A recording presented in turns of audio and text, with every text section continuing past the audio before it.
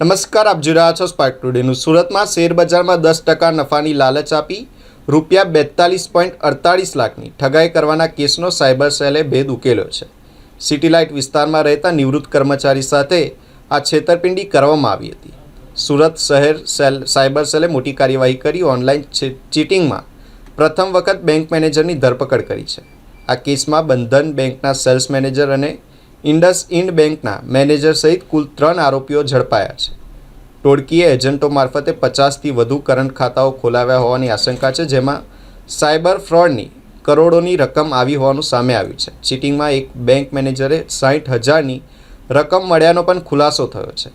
Cyber crime Rahul Champak મિસ્ત્રી, મિલન જયંતિ સાંગાણી અને ઉર્વિશ સંજય નસીતની ધરપકડ કરી છે. આગામી દિવસોમાં કરોડોની વધુ ઠગાઈ બહાર આવે તેવી શક્યતાઓ છે. 42 લાખની ઇન્વેસ્ટમેન્ટ ફ્રોડના એફઆઈઆરમાં સાયબર ક્રાઇમ સેલે તપાસ કરી છે અને એ તપાસમાં સામે આવ્યું છે કે ઇન્ડસઇન્ડ બેંકના સરથાના બ્રાન્ચનો જે મેનેજર છે એ સંડોવાયેલ હતો અને જે જેન્ટેલા અકાઉન્ટની પેઢીમાં 42 લાખ રૂપિયાની જે ફ્રોડ હતી, તો જેન્ટેલા નામની પેઢીનો અકાઉન્ટ, ખોટી અકાઉન્ટ ખોલાવીને એમાં પૈસો ટ્રાન્સફર કરવામાં આવ્યો હતો અને એ અકાઉન્ટ ખોલાવવામાં જે બ્રાન્ચ મેનેજર છે એમની મોટી ભૂમિકા સામે આવી છે. અને એના સિવાય બ્રાન્ચ મેનેજર છે જે એજન્ટો આપણે ધરપકડ કરી છે, ઉર્વેશ અને અગાઉ જે 3 આરોપી અટક કરેલા છે એમાં કેવલ મીત, તો એ લોકો સાથે કાવતરું રચીને ઘણા બધા એવા અકાઉન્ટ્સ એમને ઇન્ડસઇન્ડમાં ખોલાવ્યા છે. અને એના સિવાય એક મિલન સંઘાની કરીને ઇન્ડસઇન્ડ બેંકમાં અગાઉ કામ કરતો હતો, અત્યારે કોટકમાં કામ કરે છે અને એમને પણ ધરપકડ કરવામાં આવી છે, કેમ કે અગાઉ રાહુલ મિસ્ત્રીને તાબા હેઠળ કામ કરતો હતો અને રાહુલ મિસ્ત્રી પોતાના કમિશન માટે આવું બધું કામ કરતો હતો. એમાં કમિશનનું કંઈક શેર તો મિલન સંઘાનીને પણ આપતું હતું, તો એમની પણ ધરપકડ કરવામાં આવી છે.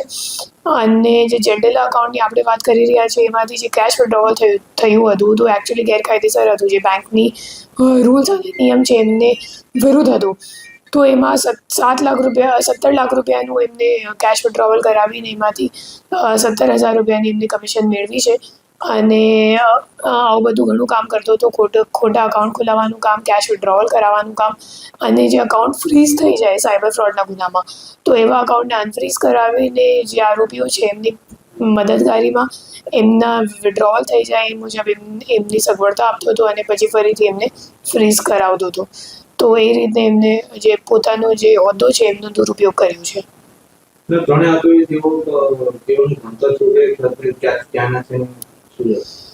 જે રાહુલ મિસ્ત્રી છે મૂળ સુરતનું જ છે.